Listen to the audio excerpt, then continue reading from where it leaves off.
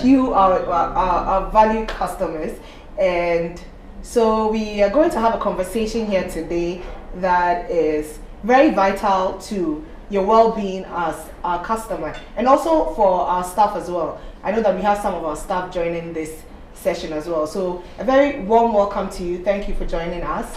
We are going to have a conversation today that is very important to yourself. So your future self, your future financial security, and also to your future dreams, those ones that you want to make a reality. So please stick and stay. It's going to be a wonderful conversation. Trust me, you don't want to miss it. And I have here with me a very wonderful man. He's very experienced at what he does. He has a wealth of experience, over 9 years in the financial sector. And so he's here with me to have a conversation on retirement planning, which I think is a very, very wonderful conversation to have. So at Access Bank, our customers and our passion for our customers is at the heart of everything that we do, and that is why we want to do this as we mark 15 years of delivering more than banking to you all. It's also Customer Service Week, so there's no better time to do this for our customers than now. So I have here with me Leslie Gray from Petra Trust, and we are going to have this conversation together. So stay tuned. Welcome, Leslie. Thank you so much for joining us. Yeah, thank you very much for having me, and a very big thank you to Access Bank for this honor to be part of the Customer Service Week, and also to talk about all this important discussion. So we would say that you value your customers to bring Absolutely. This to them, and we are honored to be part of this. And the partnership between Petra and Access Bank, I think, is becoming more stronger and stronger, and we'll see more of this in the coming future. Absolutely, absolutely. So, Leslie, we are doing retirement planning today. It's Customer Service Week, and whilst a lot of us organizations are, sending messages to our customers to say thank you and whatnot, I believe that it's very important to also look beyond these messages and think about the customers that we serve, their well-being, their welfare. And as much as retirement is very important, we don't hear these conversations as much, especially for us young people. Me, I'm young. I don't know if you're young. But for us young people, I feel like before this session, I just did a random thing. I asked a few of my friends, do you know where your pension contributions are going to? And honestly, I spoke to about maybe 15 people, and only 5 of them knew. And for me, that's very alarming, Yeah. Pension contributions are like your lifeline for retirement. How don't you even know? And funny thing is, these contributions are being made for some of these people that I spoke to. So why do you think us young people, or generally, it's not being young people, but generally, why do you think people put up the conversation about retirement? I think mostly it's more of our posture towards retirement. We feel it's too far off. So we would not want to even pay attention to it, because we are actively working, we are getting the salary, but we forget that at age 60, when you are not working anymore, you would need to have something to depend on. So what do you depend on? That's when your retirement comes in. But at that point, it will be too late for you to have anything to do about it. So that's how come this conversation becomes very essential. And in our setting, some people would say that God will provide. And God provides for those who plan and put measures in place. You can't sit down and then manna comes from heaven, as we see in the Old Testament and all that. But I wouldn't want to go into any biblical settings. But I'll just say that it's an important discussion. It's an important thing to plan for. If you don't plan now, how do you expect to live when you go on retirement? Okay. I totally agree. But Leslie, this is more personal. For you, when did you start to think about retirement? When did that conversation come up? I know you work in a pensions firm. Is that when you started to think about it, or you started to think about it a long time ago? Yeah, so for me, I would confess, I knew about it. I wasn't checking on it, just like most people are now. I wasn't checking on it. But when I joined Petra, and I realized that no, I needed to have checked on it. I needed to understand it better, because there were so many things that I could have taken advantage of. We would have put me in a better position now. but it's not too late. It's always good to start. So for most of the time, the first question I ask people is, how do you see yourself when you go on retirement? So I'll throw this question to those of us listening to us, employees and customers. How do you see yourself? How do you picture your retirement? And maybe to you, since you put a question to me, how do you also see your retirement, so that we can start the conversation from there? You realize that with that question, with that answer, sorry, you would be able to tell and know that you need to do more. Yeah. Well, for me, honestly, I'm a soft life queen. It's soft life now and, you know, in my retirement. But I also know that soft life doesn't come with being, you know, just being seated and, you know, like you're saying, soft life for me in retirement means being very healthy. First of all, I need to be alive. That's the most important thing. So yeah, being alive, and then also being very healthy. I would also love like to have a community. So for me, when I think about retirement, I don't just think about, you know, the money aspect, but I also think about the community of people that I would have when I go on retirement. You know, you can have all the money and not have the people to do things with. So of course, I would love to, you know, have my community with my spouse. I'm sure I'll be splurging on my grandchildren. I will live in my own house, no more rents. So stuff like that, basically just enjoying life, having peace of mind. And I believe that these conversations, honestly, the financial bit of it will give you some of these things that you want. For me, what I want, because a lot of these things, money is the answer to them. So I mean, besides God. So yeah, I mean, that's my soft life agenda for retirement. All right. I'm working towards it. Happy to hear you, you know, put all those things down in terms of your thoughts. But if you should write it down and look at how you will be able to achieve what you have just told me, you realize that there's some work that has to be done. Absolutely. And even it might not be just limited to your tier 1, tier 2, tier 3. It might have to go beyond that for you to do something extra. So that is why this conversation is vital. I think most of the time when we are planning, we do not actually put it down in writing. Right now, maybe you will say you can even type it on your phone. And when you look at it, you realize that how can I achieve this particular dream that I have for my retirement? What do I need to do to achieve this dream? Because that's where it becomes very important and it becomes very real to the individual.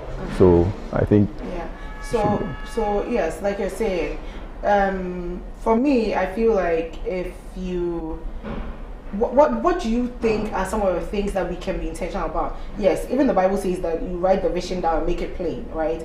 So as you've written it down and you have made it plain to yourself, what are the steps that you can take if you want the soft life like me, like many people on the call with us today?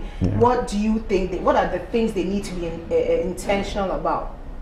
Okay, so when you write it down, you realize that there are a number of things that you need to put in place. The first will be to be able to fund the lifestyle, right? How do you fund the lifestyle?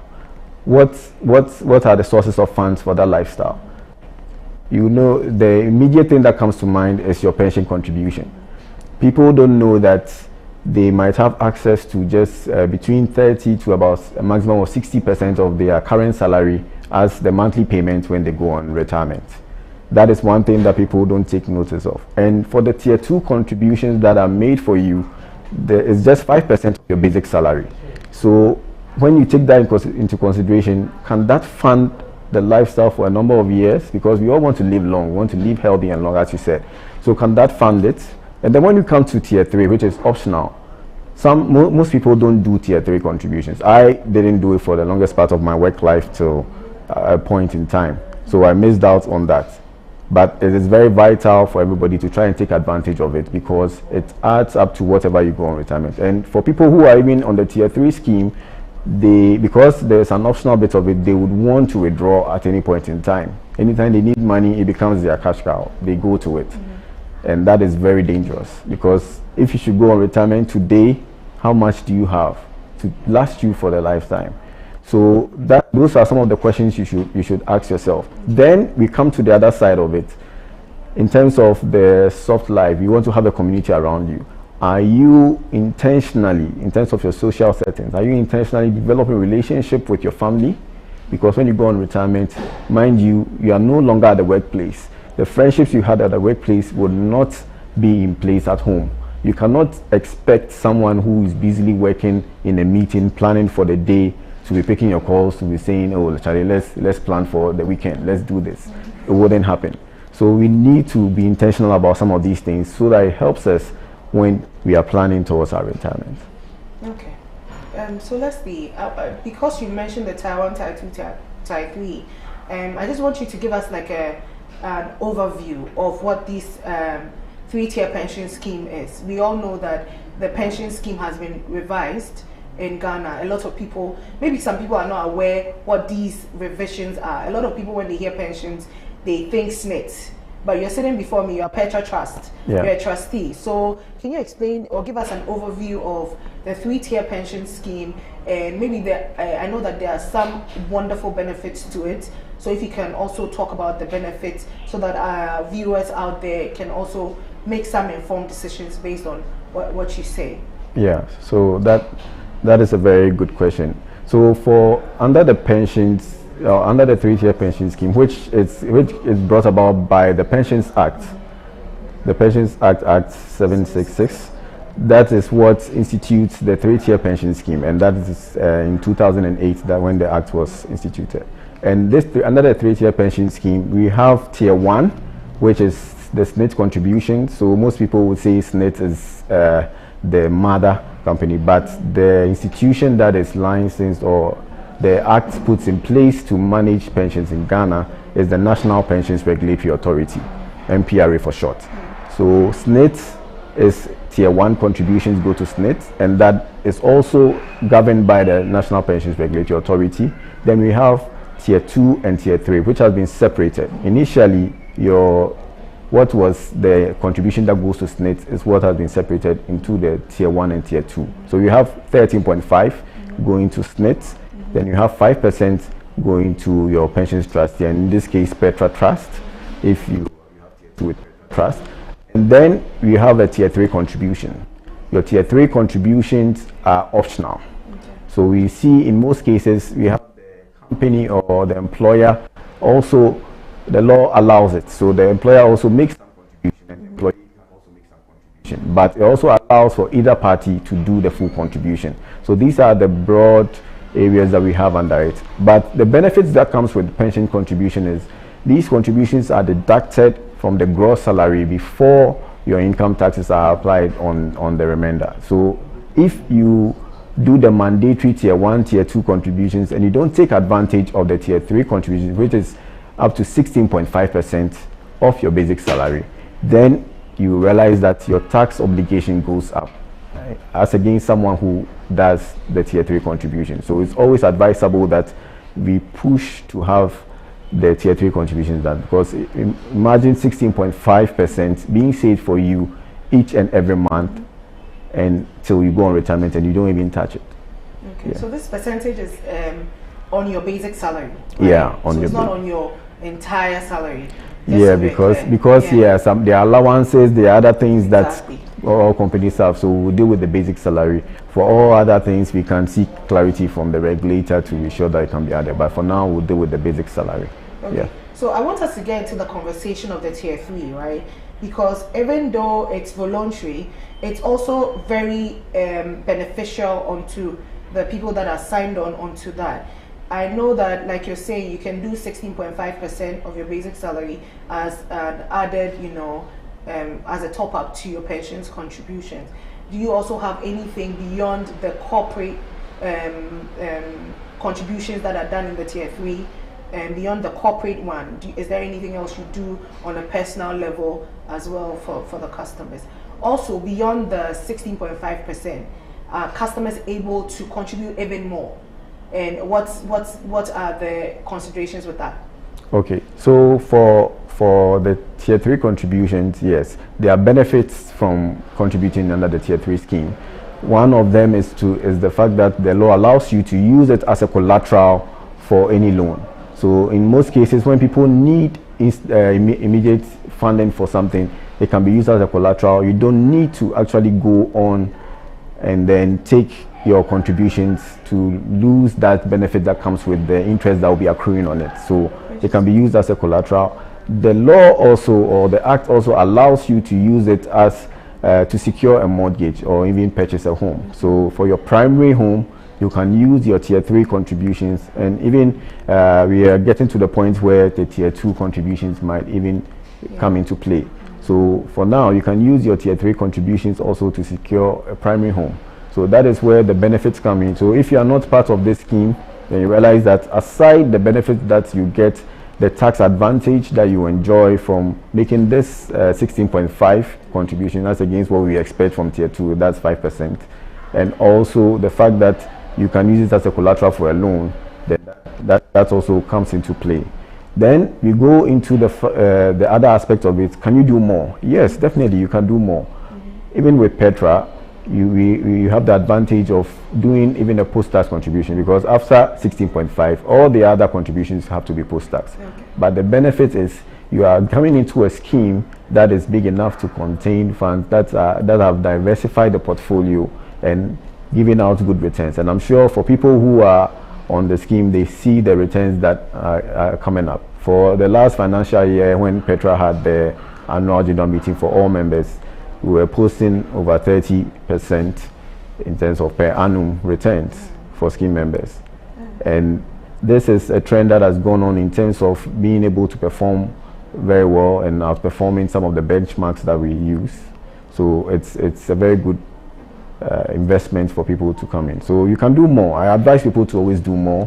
It's best that you do more, because sometimes your pensions contribution and what you get from the pensions cannot support the lifestyle. The other thing that people don't consider is that, can you reduce your standard of living to a drastic extent? Okay. You might not be able to, because if you, let's say for someone who eats one bowl of cake, you can't say you eat a quarter of it and be okay. You know, well, you just come to the it's critical. If you have to eat a half bowl of kinky just to save for your future, it might be okay for everybody, but not for all. Okay. Well, so yeah, so yeah. That's one thing that we should consider. Okay. It's always good to do more, because it's still your money. Yeah. It's still your investment. Nobody takes it away from you. If you need to take something later from it, you have the opportunity to do so under the optional ones or the extra ones that you do. But if you don't do anything at all, what do you fall on? Okay. That's the question. Okay. So speaking of loans, our customers are online, so I'm sure they've heard that they can use their tier 3 contributions as collateral for loans, and that's exciting for them.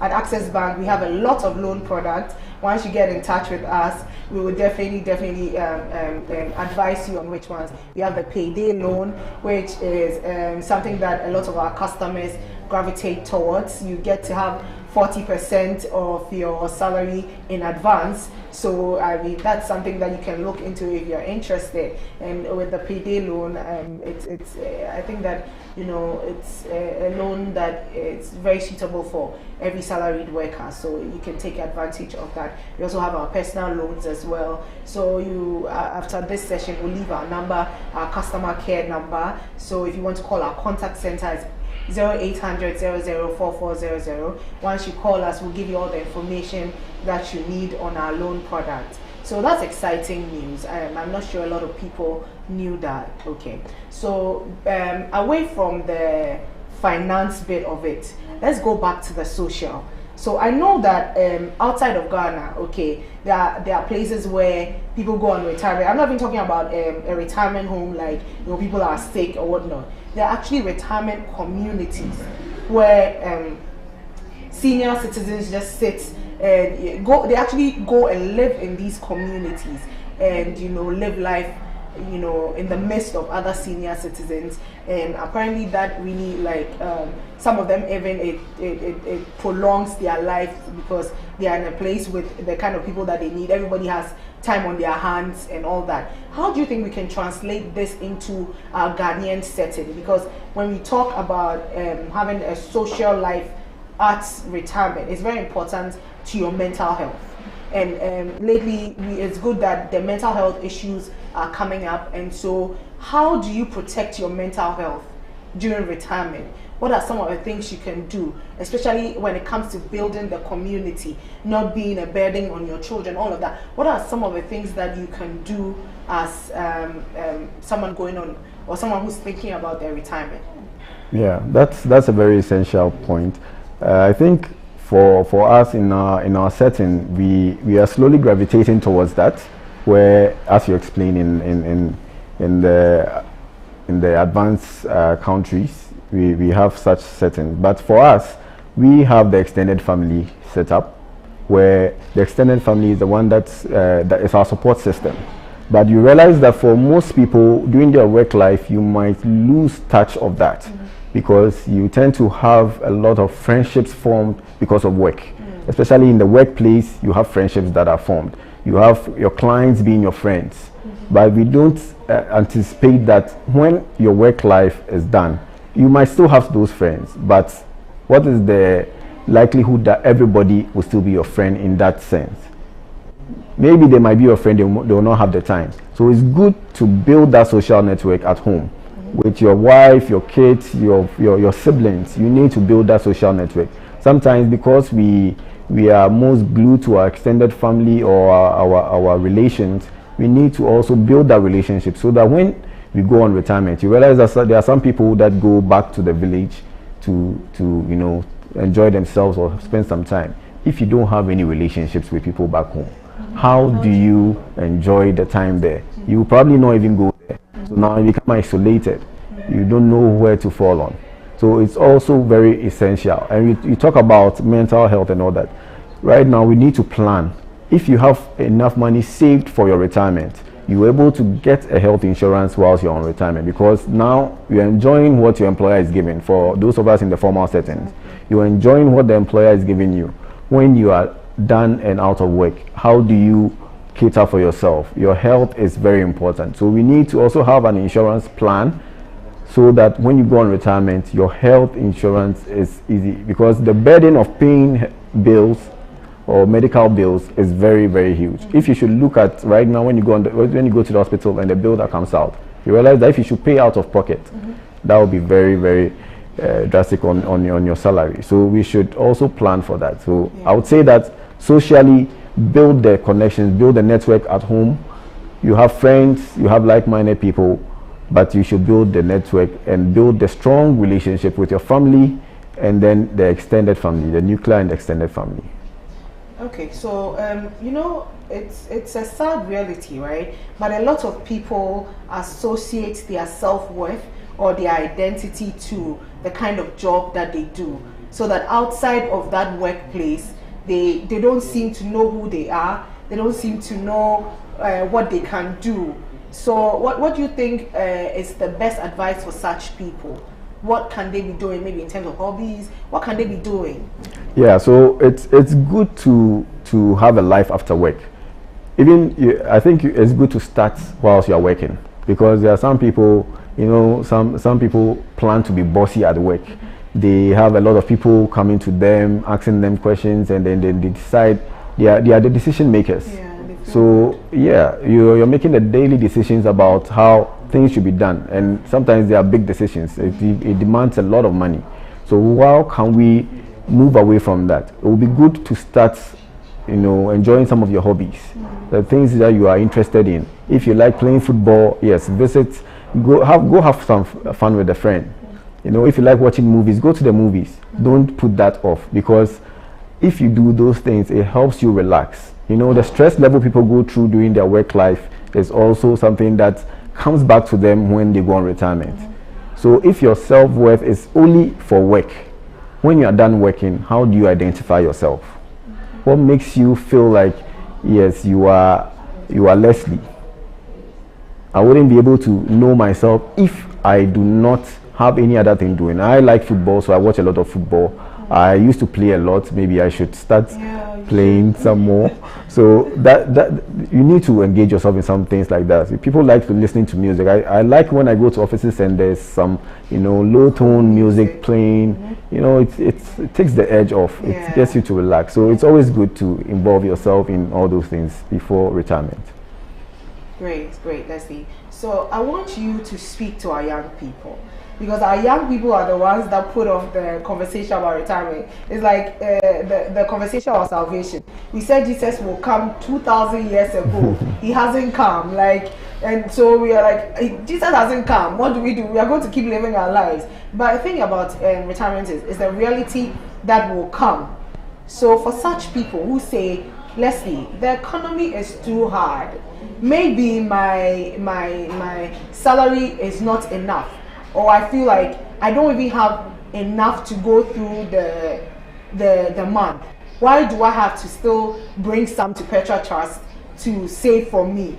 Speaking of young people, I just want to say that we're streaming live from our Iris branch, Airport City. We're directly opposite the National Service Secretariat. So for our NSPs, if you are starting your NSP and you look opposite and you see us, I just want to remind you that if you download the Ghana Pay app and you choose Access Bank as your bank, you're going to get a little token from us. Because we care about you, we want to start you right on your journey or your career journey. So take advantage of this if you're a national service personnel and get in touch with us if you need any more details on this. So Leslie, back to you. So what do you want to say to these young people?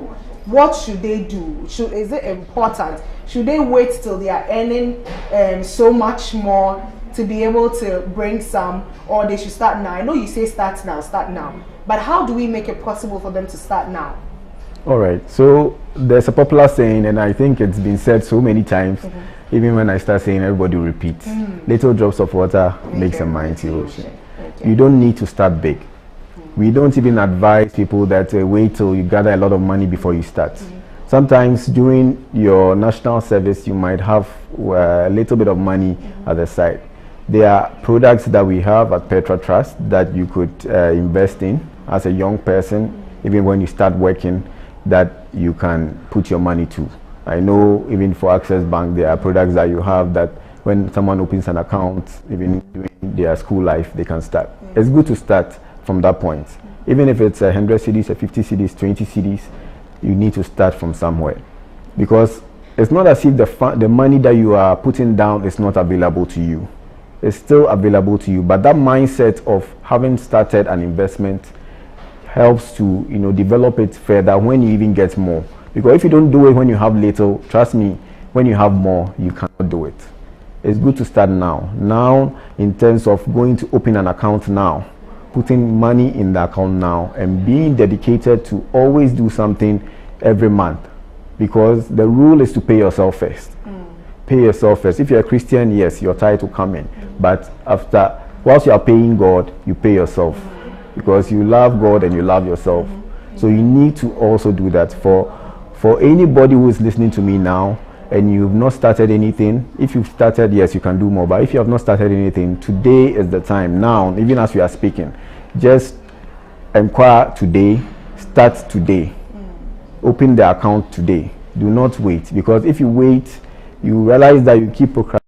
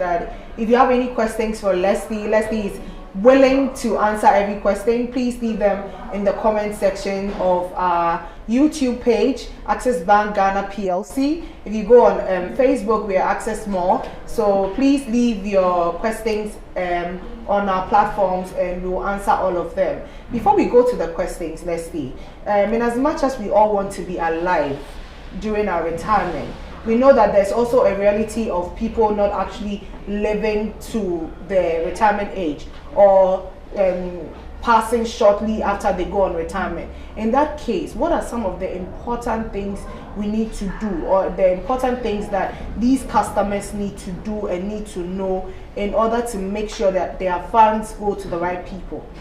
Yeah, that is also quite important, because for each contributor, if you are contributing to any pension scheme, mind you, tier 1, tier 2, tier 3, you need to ensure that you have beneficiaries. So you can say it's your mini will. Instead of thinking of it, writing a will and going to lodge it at the High Court, it's made simple for you under this Act. You are saying that put people that you want to have access to your funds, if God forbid you are no more, who should we pay these monies to?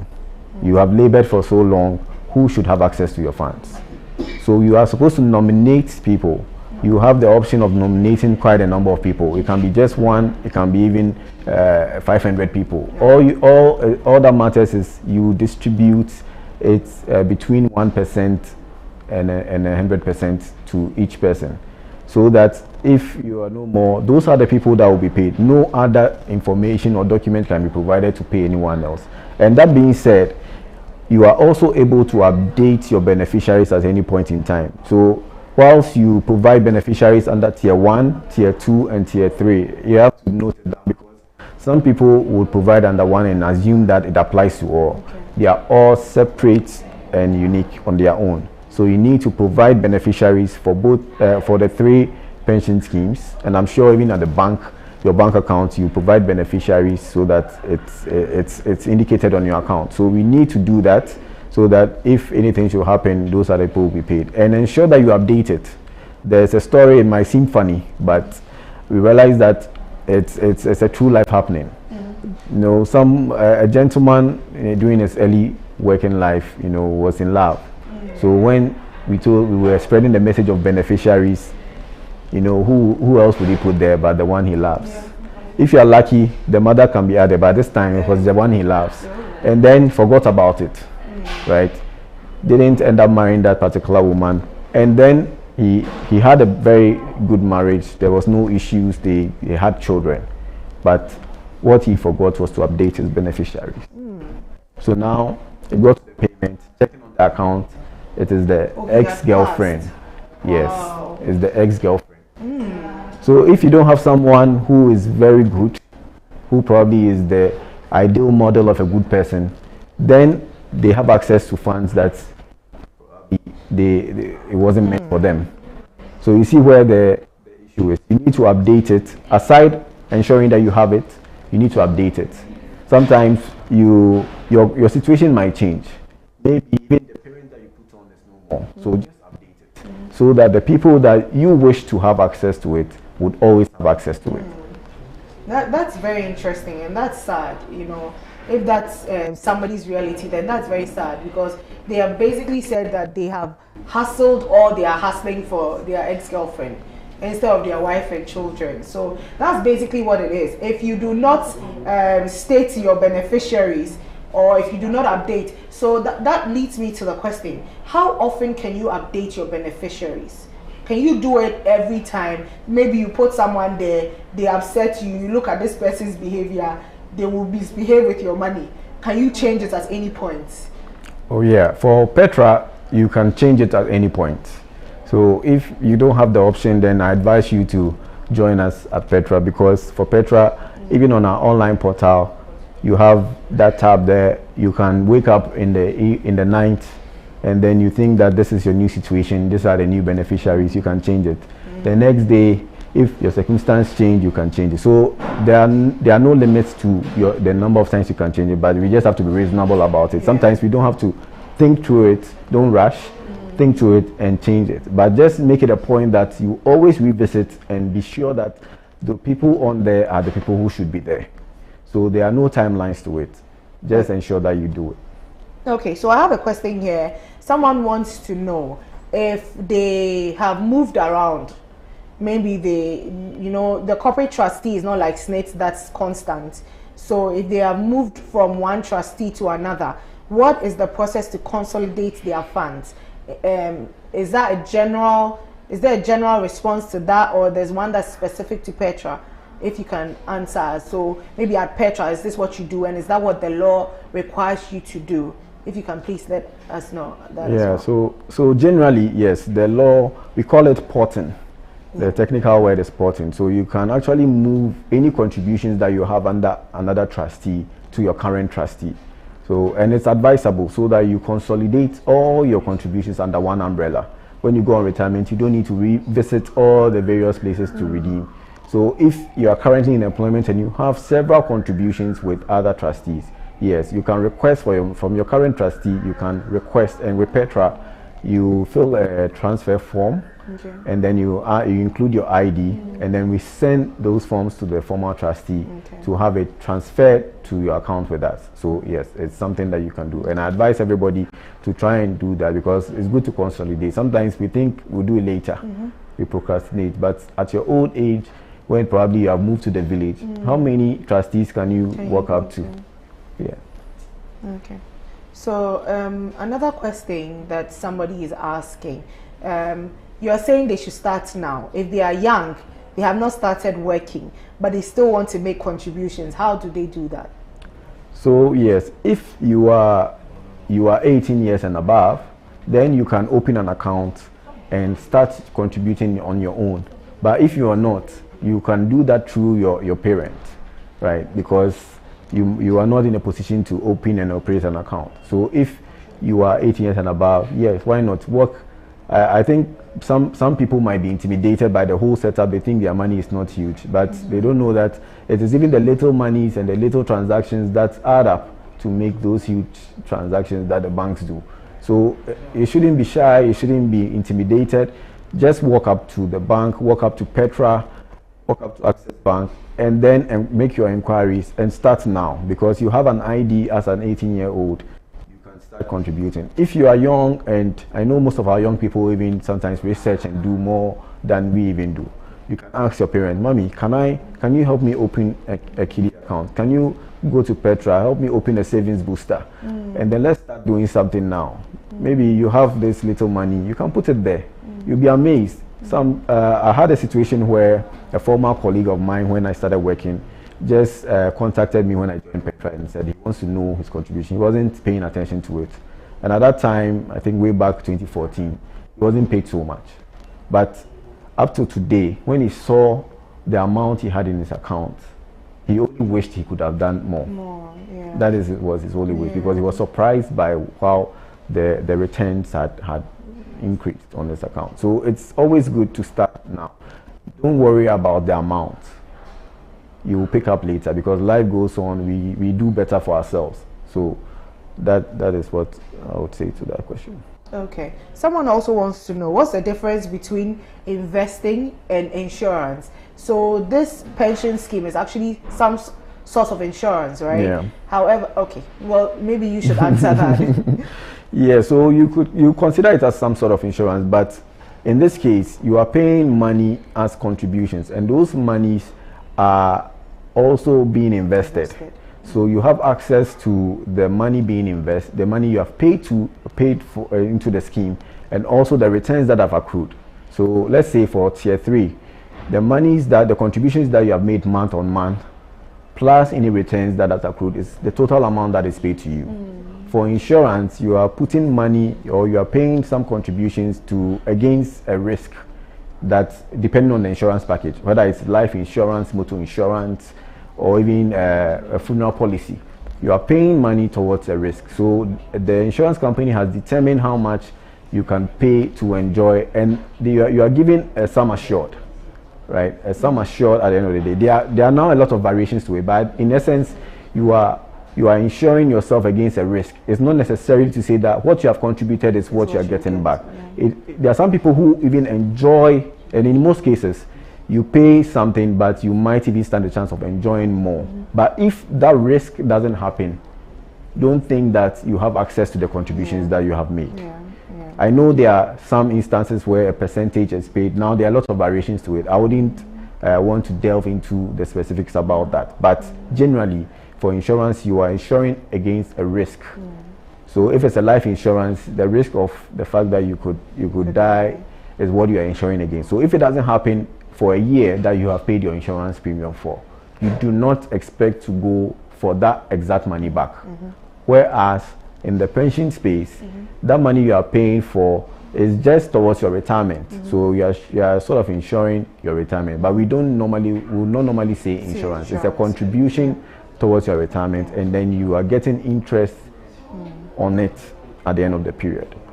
Speaking of interest, someone is asking, how do you come up, or how do you compute the interest that's accrued on the contributions? So if somebody brings you 1,000 cedis today, how much should they expect in 3 years?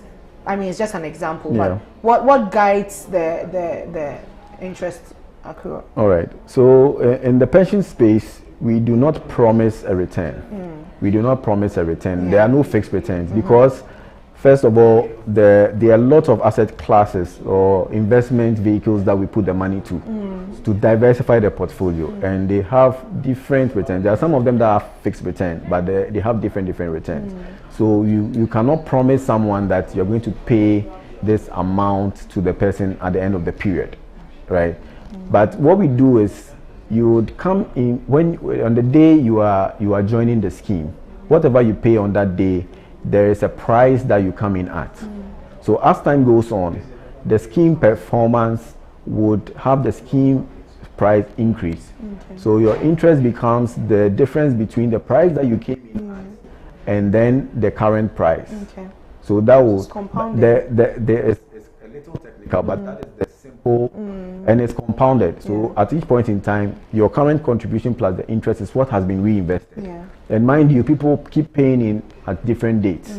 So as you pay in, you are coming in for that contribution at a particular price. So today, Petra is able to pay you for a particular month's contribution with the interest because of the price that you came in with. We are able to determine that. Our system is quite robust to be able to pay you per what month that you even want to withdraw for. So that is it. And on our portal, this information is clearly there in terms of showing you the prices and all that. And this is how most pension schemes are administered. We do not promise returns, but you realize that at the end of the period, when we publish the financials on the portal and on our website, and you go and look at it, you realize that the performance is quite good as against what you would normally expect from a pension fund. Okay. So another question, someone wants to know, how much can they invest? So you said that the Tier 3 is voluntary, right? So you can contribute as much as you want. But what's the least they can contribute? So for the, you mentioned the personal pension. So what's the least they can contribute for that? Okay, so when we are talking about the Tier 3, that has a limit in terms of a maximum limit between 1% and 16.5. That's what the law allows. And this is pre-tax contribution.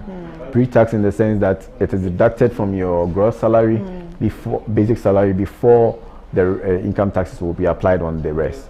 So for that, you're able to do up to 16.5. But when you come to your personal aspect, where you have money in your bank account, there are no limits. You can start from a 50 cedis all the way. For Petra, when we open, let's say, a savings booster account for you, it is at the time you are opening it, you only indicate what your expected contributions will be.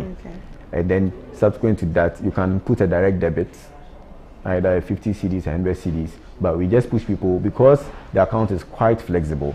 You're able to redeem at any point in time. There's no need to hold on to money that you are not using now. Just open the account, put the money in there, and then allow it to generate. If you need it, any portion of it, you can just go on our online portal and initiate a redemption to redeem the amount that you need. So you don't need to always keep cash on you whilst you are not using it readily. You can always put it into investment, and then when needed, you can redeem and then use it for whatever you need to use it for. Okay. So if you're online, you can keep sending in your questions. I think we've had a very insightful discussion, and maybe that's why we're not getting a lot of questions, because most of these questions have been answered in our interaction. However, if you have any questions, Leslie is going to give us his final thoughts, and then maybe if you have any other questions, you can bring them in. Leslie will answer them before he goes. So Leslie, we've talked a lot about retirement today. I hope that we've triggered some interest in our viewers or those listening to us. But what are your final thoughts? What should we remember when we think back on this session that we have had? What should we remember about retirement planning? All right. So what I would say everybody should remember is, today should be the day they started doing something or started doing more. Today should be the day that you can tell yourself that from this day, I did better than what I used to do, or I started doing something. And I would also want to pitch in this. Everybody should be able to understand, get some knowledge, right? If you are getting into anything, speak to the people involved, understand what you are getting into. Because in most cases, if we are talking about people investing, we are only thinking about returns. But the first thing you should think about is the safety of the money, where you're going to put the money. Is it safe? Do you understand the investment that they are doing? Is the investment that the company is doing able to yield that return for you? So that safety is very important. Be sure that where you're putting the money can be declared as safe and you are comfortable with it. Sometimes we sort of brush it off because we are being promised a return. So safety. Then you go into, who are the people behind the company? Are they people who are well trained? Do they have staff that are well trained to be able to do this business? Just like Petra, if you should come to Petra, you see the profile of the owners. You know the employees that are there, the qualification for the employees. So you need to ensure that is there before you come to the returns. And I'm sure when you go through this safety, knowing the people, you have a fair idea of how the return should play out. If you go promising you anything so outrageous, it might trigger. So just understand what you are investing in before you invest or before you start fighting for your returns. So let's start now, but first understand and know what you are putting your money to, because it's your livelihood. You don't want to take a risk that is going to take away all your funds. Right. Okay. So someone is asking, what are some of the conditions under which withdrawals can be made? So we know that the tier 2 and the tier 1, which is from SSNIT, you cannot make withdrawals per se, but there are some conditions that if you find yourself in those conditions, then some payment can be made to you. So what are these conditions for withdrawal? First for the tier 1 and tier 2, and then also for the tier 3, because you mentioned also that for the tier 3, because it's voluntary, there's also withdrawals that can be made. So if you can take us through that as well. All right. So for the mandatory bit of it, that's the tier 1 and tier 2. Aside the statutory retirement age, there's the voluntary retirement, or some people will say early retirement, between the ages of 55 and 59. Within that age, you can opt for the early retirement. And for that, you would include a statutory declaration to declare that you are no longer going to work. And on that basis, you can be paid your contribution. For SSNIT, if you're going on early retirement, then you stand a chance of losing some sort of the total benefits that you get in terms of the number of years of work and all that. So we can have a discussion. To anybody that wants to do that can discuss. For tier 2, it is outright. You get your total contribution plus the interest if you submit that. There are some people that declare themselves as unemployed. So between the ages of 50 to 54 years, you can go to the Labor Commission to declare yourself as unemployed. They go through some processes with you and issue an unemployment certificate. That goes through the regulator, and the regulator comes to Petra or any other trustee to say that, okay, this person is unemployed, can you pay the person the contribution? So that applies. But aside that, as we said, when someone passes, the contributions can be paid would be paid to the beneficiaries. And also, if you are medically incapacitated, then you can also be paid, or you would be also paid your contributions. So those are the main conditions for, and we have expatriate workers. So if they are also going back permanently to their home countries, yes, we pay them, and they also they attach a statutory declaration to say that they are permanently relocating back to their home country, so they are paid their contribution. Well, it also applies to the Tier 3 scheme, but for the Tier 3 scheme, because of the optional bit of it, generally the law allows for, if let's say the individual is the only one paying their contribution, the law allows that you can redeem your contributions at any point in time. But for Tier 3 scheme, under the law, there's a caveat.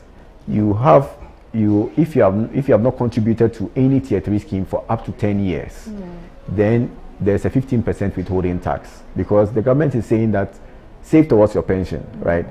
If you decide that I'm not going to do that, then the taxes that was not taken away, then kindly pay it back, because it was just an agreement for you to be able to save towards retirement. That's the whole plan. So if you don't save for that long, before the 10 years, you pay withholding tax. But if you've been 10 years in the scheme, then you redeem without any taxes. So that for the Tier 3. But there's another condition under the Tier 3, where the employer is making a contribution on your behalf. It becomes a retention tool and all that. And there are some conditions that you agree with your employer, that you work for some number of years to have access to the total amount, or some percentages depending on what the agreement is. Some people will say after 1 year you can access 50% of what the employer has contributed and all that.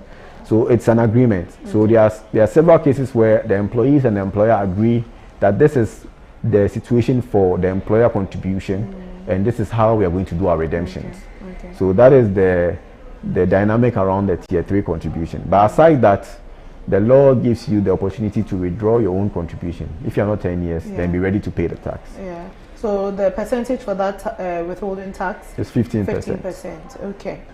15%. So for employers, that's actually a great retention too, like you're saying. So the vesting period can be maybe 2 years or 3 years if you have worked with us for 2 or 3 years. Beyond that, you can have all of the contributions if you're leaving. But before that, then you can't have the employer's portion. Okay. So that's also good information to put out there. I don't see any more questions. So at this point, I'd like to say a very big thank you to you, Leslie. I've had, it's been engaging, it's been interesting, it's been very insightful. And if you're watching us and you don't know anything about pensions in Ghana, I believe you've learned a thing or two. So Leslie, thank you very much for coming. I believe that we can call on you many more times after this, because this has been good. And so thank you very much for coming. All right, thank you. And I would say everybody should approach Petra. And then if you want to register, yes, our doors are always open. Come to Petra, register, and start something. You can start your pensions, start any investment package that you want to do. And also approach Access Bank, because the platform, and we thank Access Bank for this platform. After 15 years, and you are still going hard, trying to do more for your customers. We are happy to be part of this. Thank you. Thank you. And a very big thank you to everyone that's been watching us, to all of our customers. We are here because of you. It's something that we say every time you give us a call, every time you approach us, we tell you we're here because of you. And we hope that we have lived that mantra very well as well. Thank you for joining us. Thank you to all of our staff that have joined. A special thank you to our MD, Olumide, who has been very awesome in this customer service week. And to all of management, we want to say thank you. Thank you to all of our customers. Customer service week is so important to us at Access Bank. And after 15 years of delivering more than banking, we believe that there's so much more that we can do with all of you. So come along with us. Every stage, every step of the way, we are going to be with you, from our solo accounts to our HNIs, to everybody. We want to say a very big thank you. Happy Customer Service Week to all of you. We are here because of you, and we'll continue to do more than banking. So thank you very much to everyone, and we'll see you some other time, very soon, I hope. Thank you.